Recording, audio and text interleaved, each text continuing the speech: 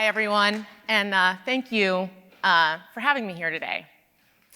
I've been looking forward to this for a long time. I think it's been 3 or 4 months since we decided that I was going to come here today. And I've been thinking a lot about what I was going to talk about, and as time kept moving on, and especially as some of the events in the world started to unfold, in particular, the war that continues to escalate in Ukraine, this talk started to weigh pretty heavily on me. I started to ask myself, how can I go and go to South by Southwest and be having a good time? And, when there's this horrible thing unfolding on the other side of the globe.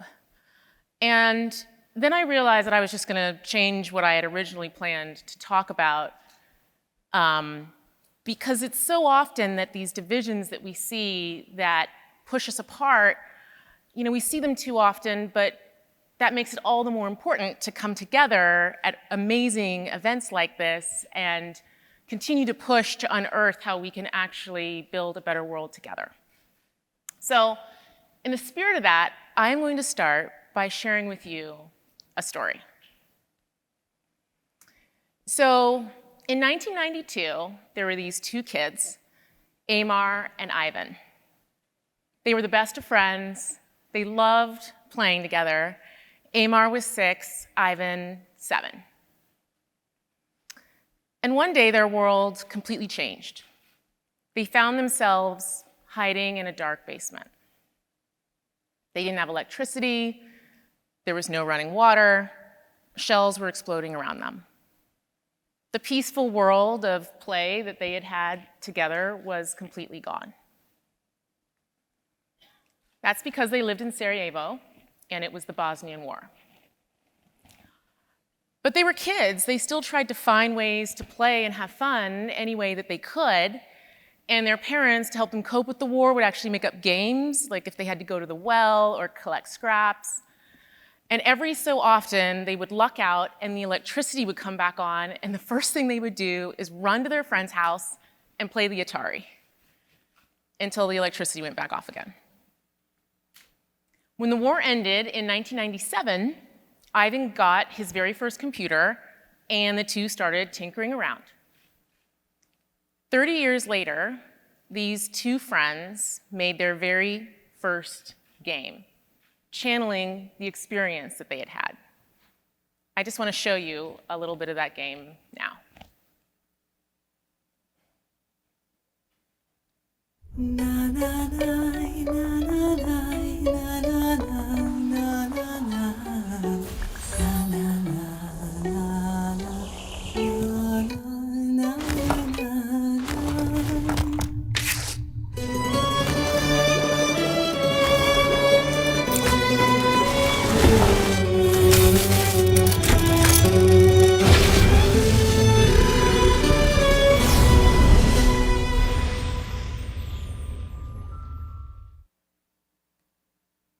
So what I love about that game is that it's not a war game.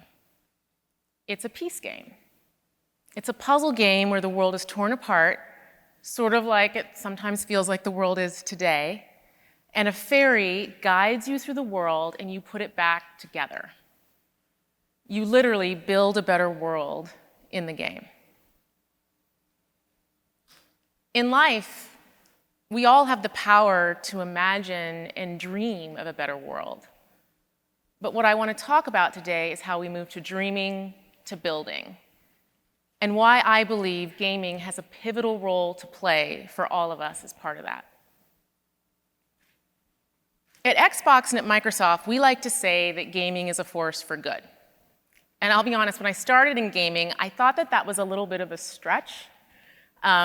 But then the more time I spent in the industry, and the more time I've just reflected on the state of the world, how critical it is that we really build shared understanding of each other, I started to really see how games can help.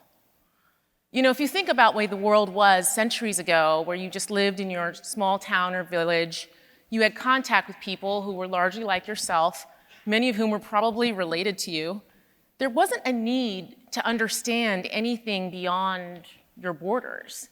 It just didn't exist.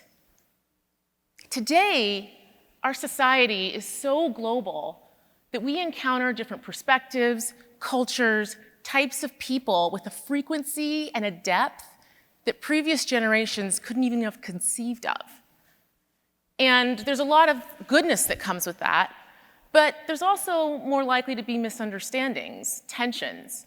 Things can get divisive and they can get sometimes even violent.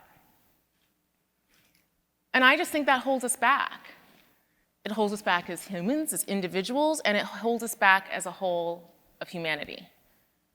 In today's world, the need for shared understanding of each other is both more difficult to attain, but also more important than ever.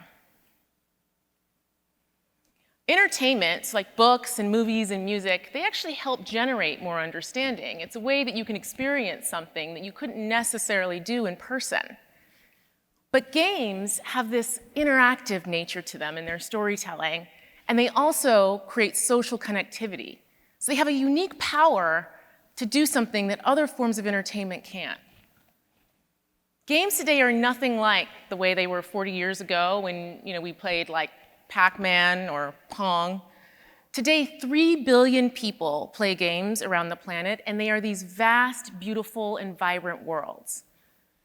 And when we play games, people actually forge bonds. They build friendships. They go to games for comfort and safety. They use them to cope with pain. It can help them build mental strength and resilience. In that way, games are already a force for good. But I specifically believe that play can do even more than good.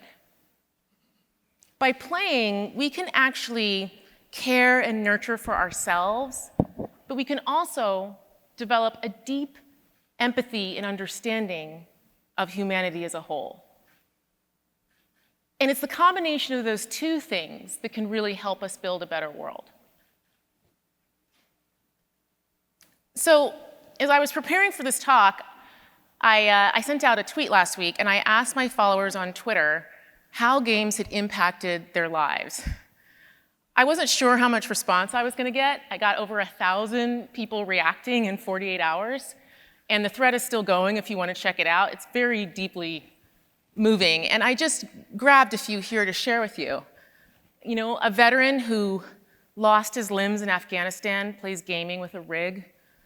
A person who shared how Skyrim actually helped a friend slow the onset of dementia.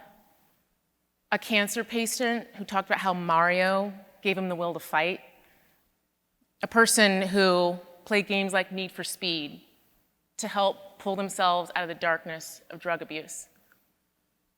These are real people with real experiences, and frankly, I was pretty honored that they chose to share them with me, knowing that I would share them in this talk today. There are actually an impressive number of therapies being developed that are using games to improve physical health. So this picture here is Dr. Brennan Siegel. He works at Cedars-Sinai Medical Center in LA. And he and his team of researchers are actually studying how virtual reality can boost physical therapy and fight acute and chronic pain. The therapy induces people into a 3D world, and it nudges the brain away from pain in a way other audiovisual media cannot. Games have proven very helpful from distracting from pain and also altering our perception of time. Perception of time really matters to how we feel mentally. Over the last 2 years, COVID-19 has meant that many of us have gone through real extended periods of time alone, and that's affected individuals' mental health, loneliness, isolation, and depression. About 6 months into the pandemic, in June 2020, the CDC reported that Americans had elevated levels of mental health conditions, substance abuse, suicidal ideation. Symptoms of anxiety went up from 8% to 25%. Depressive disorder, 6.5% to 24%. It's pretty jarring statistics. These are serious conditions that require real attention and treatment. But for some, games have actually had a role to play in supporting mental wellness. Life is Strange, Psychonauts 2, The Sims. People talk about how games have given them comfort, helped them cope, brought new perspective, even motivated them to get treatment. I find these stories really deeply meaningful.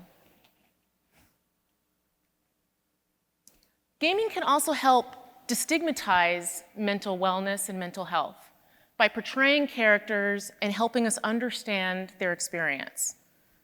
Mental health issues, topics of loss, pain, and grief have been handled beautifully in games. Gris, At Risk, and Another Dream are really good examples. And this here is a picture of the main character in Hellblade, which is a game made by Xbox Game Studios that portrays her psychosis very accurately and compassionately. And the development team worked very closely with medical professionals to really capture the essence of her experience. Sea of Solitude is another game that tackles mental health head-on. Is this real?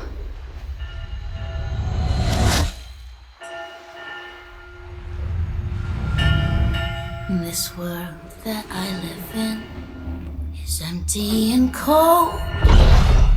The loneliness cuts me and tortures my soul. I'm no child of destiny and no fortune's son. I've just chased you so long now, I'm too weak to run. A new day is here, but nothing is new.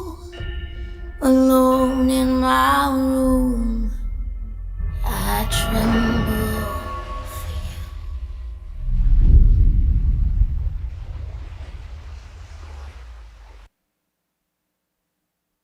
This game illustrates how overwhelming it can be and how you can feel powerless when your mind turns on itself. But it also highlights how transformative it can be to find comfort and to work through difficult emotions through play. I also love how games can also change your mindset, help us take our lives from good to great.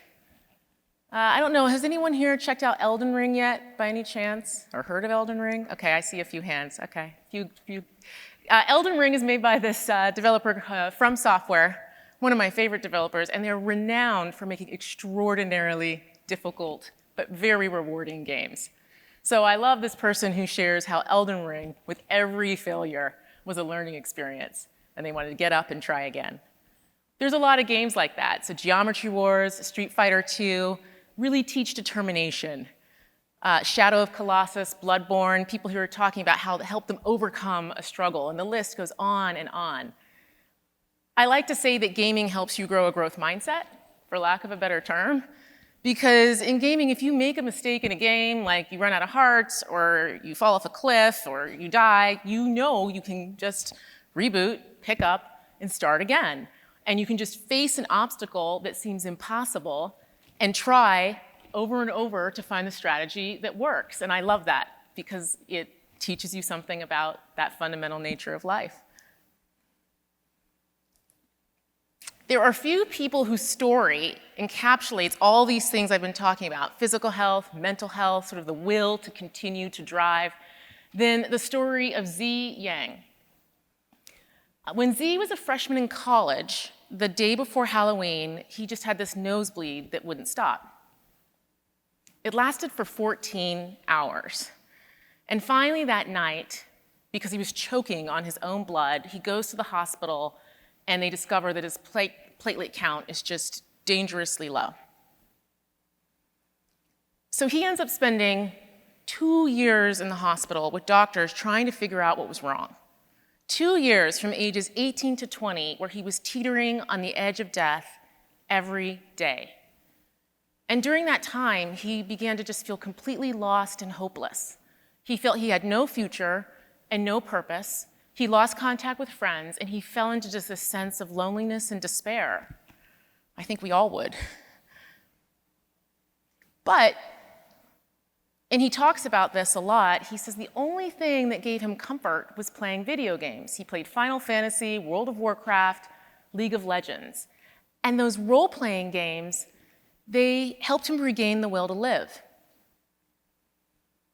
He talks about how being able to accomplish a task, like complete a quest, gave him this sense of accomplishment and purpose. And even though he wasn't doing it with his whole body because his body was broken, he was doing it with his mind and his hands, and it gave him this sense of substance and motivation.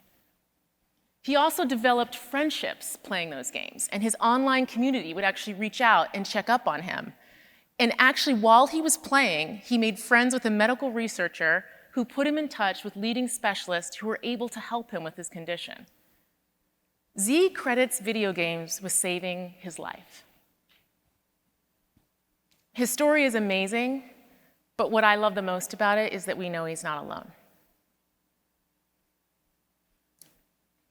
Games have this incredible ability to heal. But to really build a better world, it's not just about taking care of ourselves and individuals as humans. It's about how we care for each other as humanity.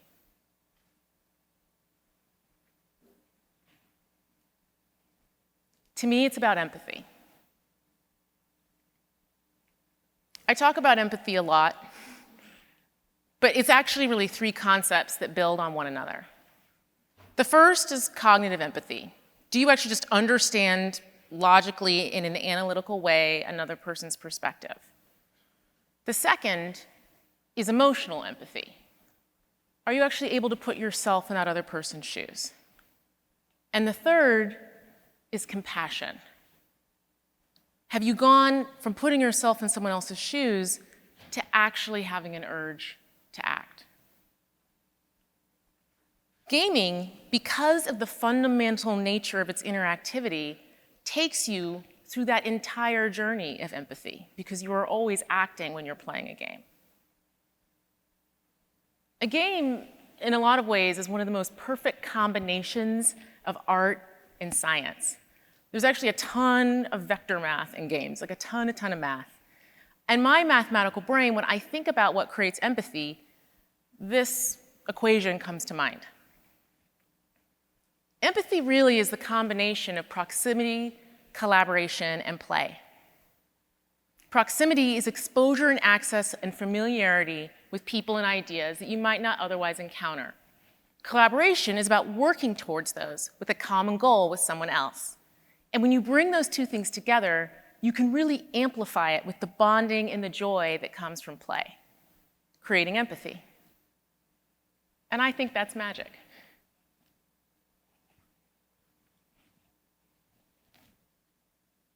So I want to break it down a little bit. Oh, I think I went too many. There we go. Starting with proximity. So contact theory has proven that when you take two groups and you bring them more proximate, it actually reduces prejudice and promotes tolerance and acceptance. Multiple research studies have shown this, regardless of participant or publication bias. So what we just need is more exposure, more opportunities to experience something from another point of view. Tell Me Why is a game that does a magnificent job of laying that out. Tell Me Why, and I'm going to play it in a second, is actually the story of two siblings. And these siblings have been separated for a number of years. And they haven't actually been together since their mother's death. And they're able to communicate with each other telepathically. And you learn their experiences, and you actually go through an emotional journey with them. And in particular, you learn the emotional experience of one of the characters who is a trans man. I'll take a moment, and we will go and play the trailer now. Oh, do I not have it? Sorry, guys. All right, I'll keep going. We'll send you the trailer later. So, Tell Me Why is a very powerful story, and entertainment can have a profound impact on what we think and feel. We all like the idea of entertainment being pure fun, but we can also turn to media to help us learn and experience a story, share a perspective, ask questions, even questions that are hard and uncomfortable. So another great example of this is Cloud Chasers. Cloud Chasers is a game that focuses on a journey of hope. You actually guide a small family through 5 deadly deserts, and you reach a gateway to the world above the clouds. And you help this family make wise decisions, manage their resources, and they discover wondrous things through this experience. What I love about this is it focuses on the journey of the migrants and not just their arrival. And so you get this opportunity to experience a perspective that at least I have never had.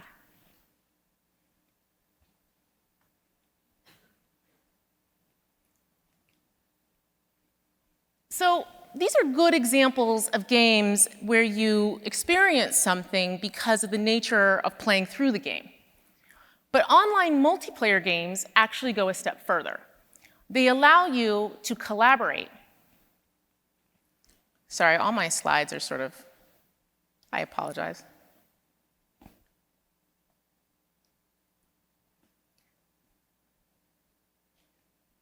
So they allow you to collaborate with another person and connect and interact and achieve things that you couldn't actually do without the nature of the game.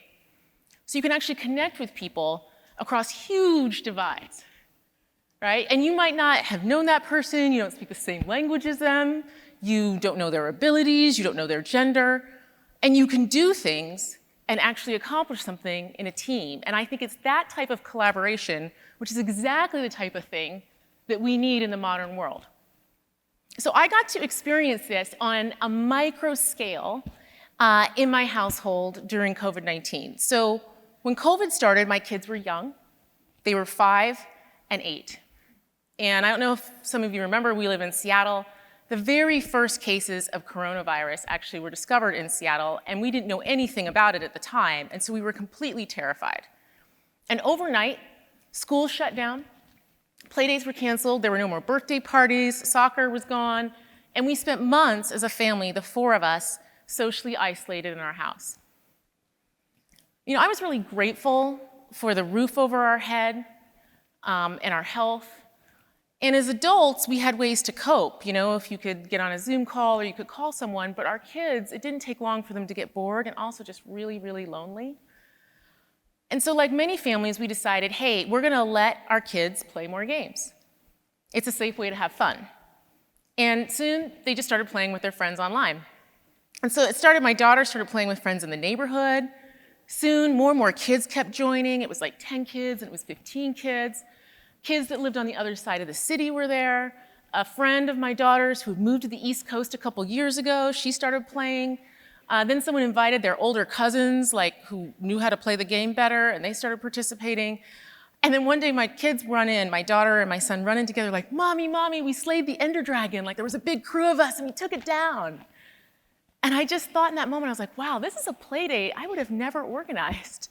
I mean, there was a mixture of boys and girls, they were all ages, they were across the country, and it was collaborative. Like they all felt great afterwards because they weren't just hanging out, they had actually accomplished something together. You know, we're all born to play. From the earliest age, playing is how we learn, how we form bonds, how we discover the world and ourselves. We play to compete, to socialize and escape, or just have fun. And playing games helps us through. Play is really an empathy amplifier. And biologically, we're designed for it. So it turns out playing games stimulates 2 parts of your brain, your hippocampus, which is about learning, and memory. It's really important because video games are based off of trial and error and problem solving and discovery. So it turns out that playing video games actually increases the plasticity of your hippocampus, especially 3D platform games. And that's because researchers think it's because it uses some of the spatial strategies that are located in your hippocampus. Games also activate reward pathways in the brain. So that's the part of the brain that produces feelings of reward and pleasure. That's also one of the reasons, like all activities that stimulate reward, it's important to play games in moderation. It's also the part of the brain that feels satisfaction when you complete a quest, and when you get closer to the goal, the reward pathways light up more, so you feel more motivated to keep going and to keep trying. So games can connect us, they can help us with physical health, their mental health, and our brains are just wired to learn and love from play. So when you put all this together, it's no wonder to me at all right now that there's this massive trend of non-gaming companies looking to build 3D interactive worlds, metaverses, that tap into the power that we see in games. They're hoping to give their customers those same delightful experiences that gaming delivers. Interactive 3D environments where people can enter with an avatar, they can interact, they can have a social experience, make memories, and invest time and money.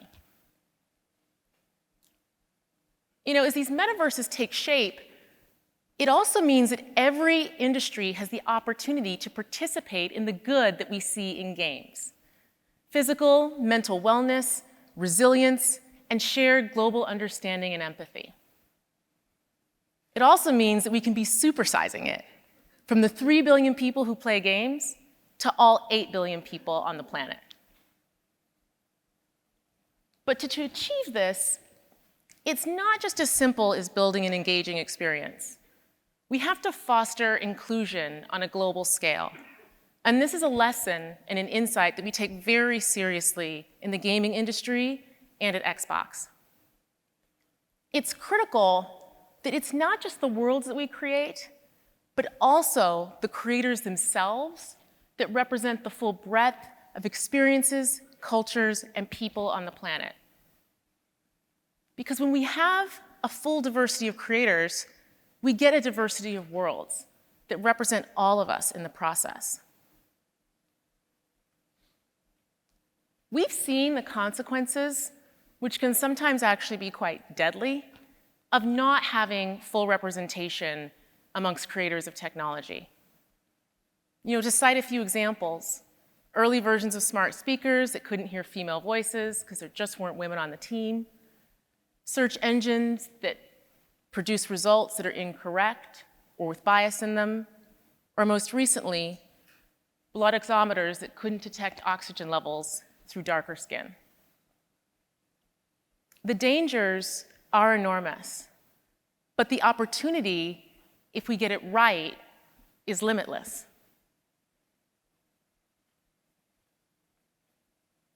If we open up the tent and include everyone, if we empower everyone who wishes to create, if we play together and build empathy for all humanity, if we do all of this, we will build a new world. And it just might be the better world we are all dreaming of. Thank you.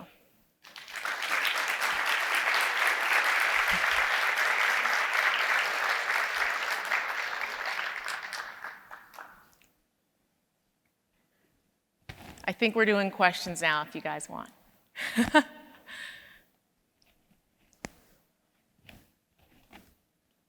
Okay, so the first one I'll take, someone asked me what my favorite game is. That's pretty hard.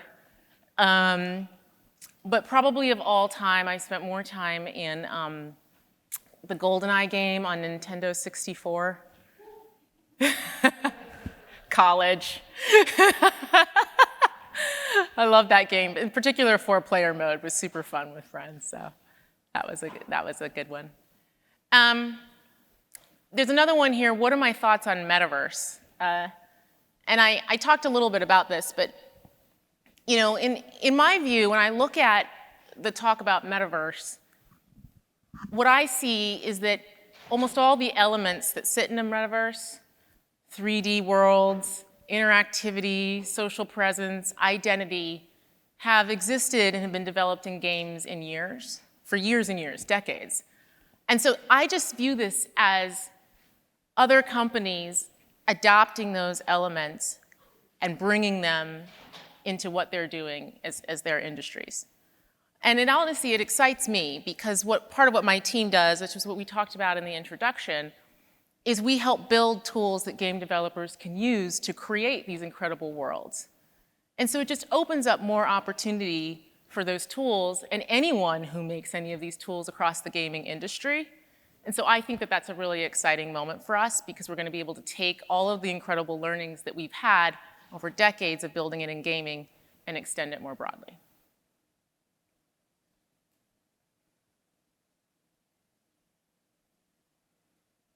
I'm just reading here. Here's one. How is Microsoft working to make games more appealing to girls and help the gaming industry be a less masculine environment? So I'll start with this question of, when I first came to the gaming industry, a lot of people did share with me concerns because of some of the history of gaming being more masculine and not being as inclusive of folks who are underrepresented. As you can see, I'm an African-American woman. But I saw it sort of the flip side of that. When you look at the statistics, 70% of individuals under the age of 25 would rather play a video game than watch a movie or engage in any other form of media, even social media, if you can believe it. And so to me, I think it's imperative that we be really thoughtful about what that form of media is like, who's playing, what the stories are that are represented, because it's going to shape the perceptions of the next generation. And so a lot of why I participated in the first place is actually the premise of the question, which is, hey, we have a sense that things might need to change. And we do a ton of work in that area. We do it in things like how Xbox Live is, and moderation and social. We do it in policies. We do it in how we think about curation in games. We do it in how we support creators, enabling diverse creators to bring their content to the fore. But it goes back to what I originally talked about, which is in the end, to me, the most important thing is to make it possible for anyone to create a game. In a lot of ways, the history of gaming has meant that the majority of creators either come from North America, Western Europe, or East Asia, traditionally. And that means that the perspectives that you're playing in those games are going to be more representative of people from those worlds because they're telling their stories. And so at Xbox, we've done a ton of work of how do we make it possible for anyone to actually be able to create and bring their game to our platform. So this year, for example, we took our GDK, that's the Game Developer Kit, which is essentially the suite of things that you need to get started with the game, in the handbooks that sort of tell you what to do, and we put it on GitHub. Because before, you had to sign an NDA to get it. Now, if you just want to start tinkering and find out, you can get it on GitHub. We also created a program called ID at Xbox. ID at Xbox is a program where anyone who makes a game can effectively submit their concept. You send an email to id@xbox.com. You submit your concept gets approved. We send you a piece of hardware called a dev kit, which is what you need to sort of tune your game in its final moments for Xbox. And again, all the GDK materials. And you can self-publish your game through Xbox, just dramatically easing something that used to only be available to just really large companies and established companies and publishers. We started that program, I think it's been 8 years. In that time, we've had over 2,000 games and developers participate in it, and it's continuing to grow. And so that just opens up the aperture, both to women, but to anyone, frankly, who wants to create a game.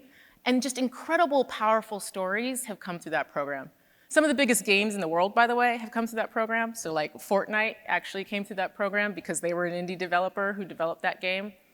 But other stories that are really unique. There was one called Paparazzi that came out where we would take pictures of like dogs and animals and sort of collect them, really sweet game. There was another one called Soup Pot that 2 women made. They were friends. And it was really, what you do is you cook. You cook soup, and a failed state in the game is that your soup doesn't taste very good. And then there's another one, She Dreams Elsewhere, which is a game that's actually created by a solo developer, African-American young man, who's talking about his challenges with mental health, and you actually experience it through the game. And so you get this just incredible diversity of content when you open that up. And what we find pretty consistently is, while a lot of people who play games a lot will sort of come to our platform or sign up to play a well-known game, sort of one of the big names that you guys might have heard, like a Call of Duty or a FIFA or a Halo or Forza, that once they start playing games, then they discover these other beautiful pieces of content, and it really changes the breadth of things that they play and their perceptions of the world. And so we just continue to invest in making it possible for anyone to come to the platform, anyone to make a game, because I think ultimately that's the solution. There's things that we are really focused on right now, gender equality or racial equality, but there's also a set of whole other things that we can't see or even measure. We don't know what someone's experience is. And so that's why I love the idea of truly opening it up, because it means that we can capture all of those beautiful stories, even the ones that we don't even know to ask for today.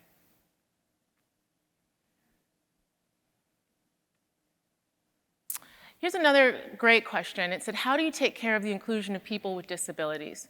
Are all of them able to play, create, and participate in the space of games? This is actually, it's an incredibly important issue, because in a lot of ways, games can really take away a physical disability, or not take it away, that's not the right word, sorry, but can create a space where the physical disability is less limiting for someone if it's done right. I am positive that it's not possible for all of them to be able to participate in the way that we want today, but that's one of the reasons why we just invest and look at it so consistently. So we've done a lot of work, for instance, the Xbox Adaptive Controller. I almost put it in here, by the way, but I just didn't have time for it, but I don't know how many of you've seen it, but it's quite large. And what it does is it enables someone to set the controller settings for what works for them. There's a number of add-ons, and so if you're disabled, you don't have the same range of movement, you might be able to use your foot versus your thumb to push a button. And it really makes it possible for more people to play. And one of the things I like is that it works across a number of different gaming devices. We started with Xbox, but it works across a number of them. We've also done things if you're hearing impaired or visually impaired, to enable you to control your settings on the Xbox, to continue to open it up. And we're just continuing to invest there consistently.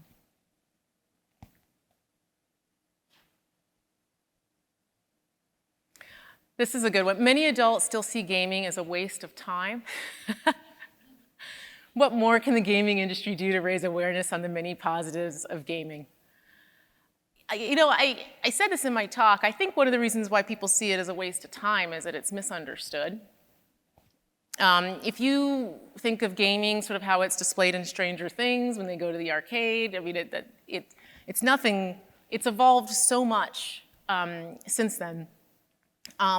With the social connectivity, frankly, with huge digital economies, with the problem solving and the collaboration. And I see the gaming industry doing a lot to raise that awareness, but I do think it just takes time. That's probably one of the reasons why I gave this talk here. There were so many things I wanted to share with all of you about the benefits that I think are largely not known and understood.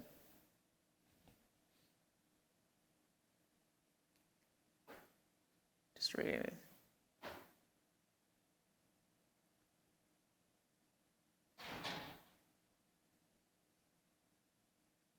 This is an interesting one. Is Game Pass aiming to reflect your views on empathy and learning opportunities by featuring more experiences that represent and include more profiles and stories? So ultimately, first I'll explain what Game Pass is, just in case you guys don't know. So Game Pass is a subscription that we have that we created at Xbox. It's a portfolio of games that you can play on your console, your PC, and you can play it on your mobile device over the cloud. You pay a monthly fee for the subscription and you get access to all of those games. So what we're really trying to do with Game Pass is we are trying to build something that appeals to the 3 billion gamers on the planet, and to curate a catalog that has a full breadth of diversity of perspectives, of styles of play, of things that people are interested in. And that's a journey. We're at the beginning of it. The thing I love about Game Pass is that effect I was talking about earlier of people sort of coming in for a big blockbuster game, but discovering something they may have never otherwise played, happens the most strongly in Game Pass. So 9 out of 10 people say that they discovered a game in the subscription that they otherwise would have never tried.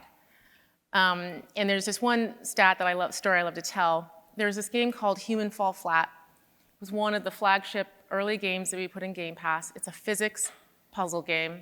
I saw a couple people look up, so I'm thinking maybe you played it. I don't know. Yeah, okay. Cool. People who tried it, about 60% of the people who tried Human Fall Flat had never before in the history of all of their gaming activity on the Xbox platform played a puzzle game.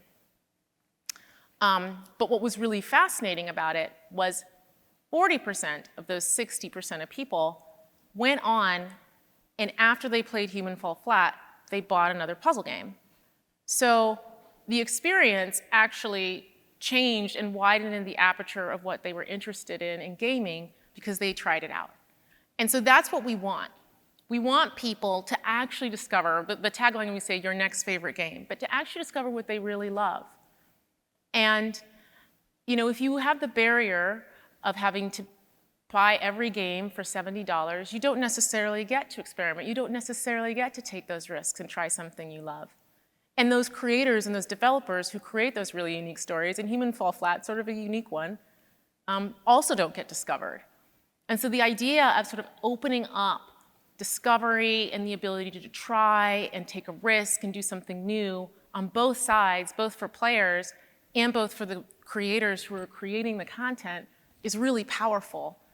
And in the end, it just increases access and opportunity for people who want to take a story that may not be a story that's like every other story or associated with a brand, and put it in the game and have it discovered and ultimately achieve economic success, which is what enables you to sort of go back and build your next game.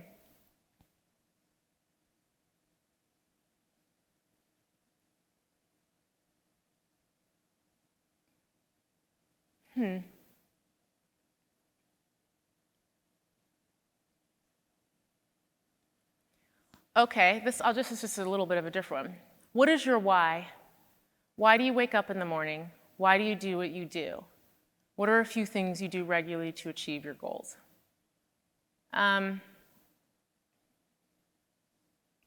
So, how many of you have children in the audience? So when I had my first child, I was working in a company that only had 12 weeks of maternity leave, which is standard. Microsoft has more, which is why I'm just clarifying. And I just remember driving into work, the beginning of week 13, and I felt like I was leaving my right arm at home. Like I felt like I was leaving a piece of my body. It was so painful. I was like crying in the car going to work, but I had to go. And then I just started to reflect, though. I'm like, well, if I'm going to go and leave this precious person who I just brought into the world, like, why am I going to work? What is the purpose of that?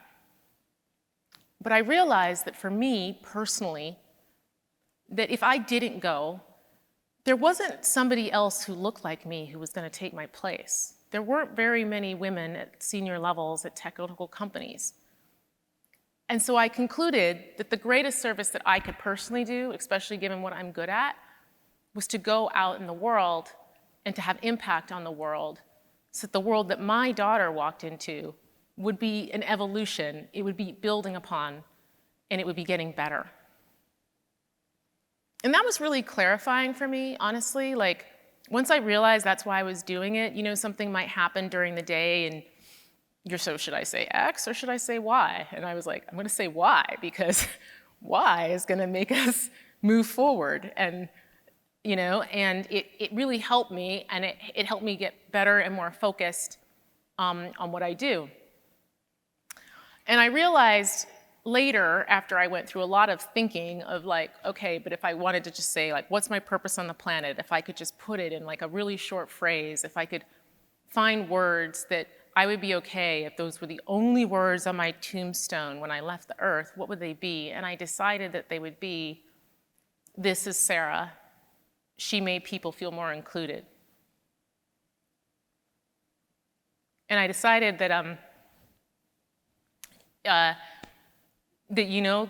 I'm okay if that's how people describe me, as like a boss, as an employee, as a friend, as a mother, that would be who I want to be. So that's, to that question, why I get up every day.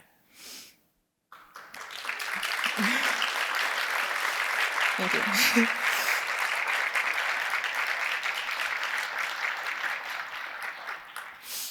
Thanks, I didn't expect to tear up. That made me feel better, thank you. I'm looking at all these.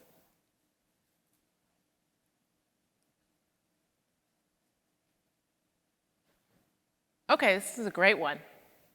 How does Xbox plan to engage creators from new markets and also penetrate those markets? Xbox has largely only been successful so far in English and Spanish markets. This is a great observation because it's really true. The majority of the success of Xbox is in the English-speaking world and in parts of the Spanish-speaking world. And that's the opportunity. Because that's not what we want. We want to serve the 3 billion gamers of the planet. There's a lot of things that go into that. At its core, being in those markets, investing in those markets, having people there is important. And we're making those investments today. We recently started our first employees who are actually curating and working with developers and content in Africa, which I was very excited about, and we're doing similar things in other parts of Latin America. Really, really excited about both of those things. The second part of it, though, is the reality is that console gaming is in a lot of ways a very high-end experience. You buy a $500 console, you buy $70 games to play on that $500 console. That is not something that most people in the world can access. So just being there physically present and curating games for those regions doesn't mean that people in those places can necessarily play them. And that's also true here, even in the US. And so a lot of the investment we're also putting in is in business model innovation, which is why we have a subscription, which is why we're experimenting with other things to make it possible for anyone to play. And that's also why we've invested in innovating distribution. So I mentioned it a bit earlier. Today, or it used to be, if you wanted to play a console game, you had to play on the console. And what we actually did is we took that console capability and we put it into Microsoft's Azure cloud. And so what you can actually do is you can go on your phone, you can download an app, and you can play the game from the cloud on your phone. And you're no longer constrained by the capabilities of the phone in your hand in terms of the sophistication of the game that you're playing. So this means that a person no longer has to purchase specialty hardware to play a game. And that's pretty important because I talked about the 3 billion gamers in the world, but the reality is the vast majority of them are playing games on their phone. So what we're doing is we're investing to make it possible that you don't have to go buy some specialty piece of hardware to play a game, that you can do it with something that you already own, which is really true democratization of gaming, and that's how we want to bring Xbox to everyone on the planet.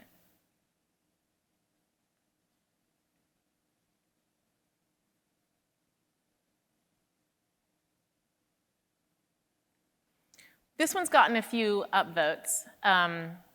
Games can also be a vehicle for online bullying and harassment. How do you ensure the good components prevail in online multiplayer communities? This is a really important topic. We have a lot of history with this topic as an industry. And as Xbox, we really think about this in 3 ways. The first is our policies. We have really clear policies about what's acceptable behavior on our platform. We have clear ways to report, and we take those very seriously. The second is technical innovation. In one way, that's one benefit of it being online, is that there's technical innovation that can help. And we invest in tools in privacy settings and the ability to select who can talk to you, when they can talk to you. You can block someone if you're uncomfortable, really religiously. And we've also made other investments. We recently acquired a company, Two Hat Security, that also helps us moderate better and be able to understand when we think there's a situation where somebody's in trouble or being bullied in a more sophisticated way. But the last thing ultimately is the community itself. You know, by setting a tone and investing in the community and being really clear about what we want gaming to stand for and we want Xbox to stand for, the community itself can actually helps moderate. There was actually an incident, I remember a couple months ago, where one woman experienced a bullying incident online, and the community actually came to her aid. They actually posted it, they brought attention to it, and they made sure that she was supported. And we think about all three of these things and consistently investing in them to ensure that the communities get safer and more inclusive all the time.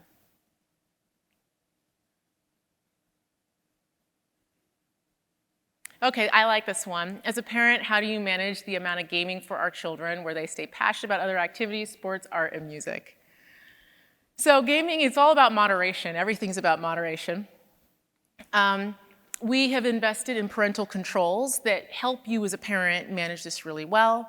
You can set the hours that your kids game. You can set the amount of time. You can see what they're playing. You can also set what type of content they play. And I use this religiously. Well, really, my husband does, and it's very, very useful. Also, as a parent, it's important to have conversations with your children about their own play, about their habits, about how much time is enough time, and about how they treat each other in those forums, because ultimately it is about that relationship and how are you ultimately raising a functional human being. But that was my opinion as a mom, by the way.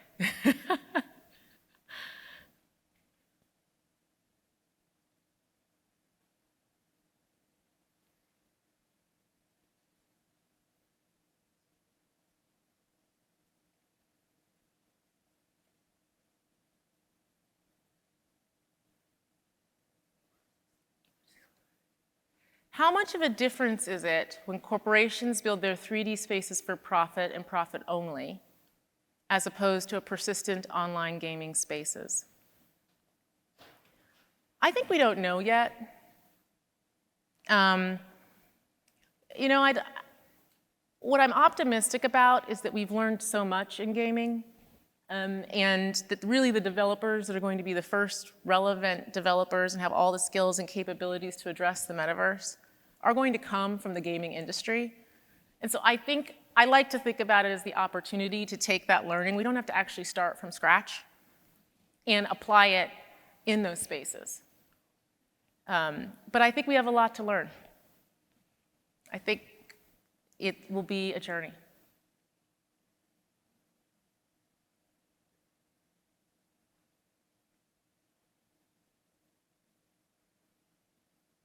Okay, I think this might be, we're close to time. How much collaboration to make the world a better place exists between Microsoft, Sony, and Nintendo?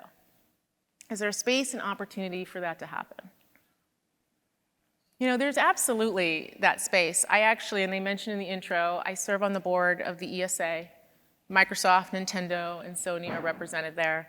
And it's an amazing forum to have discussions about things like, you know, online safety, security, ratings, how we approach the gamer community at all and put the player at the center.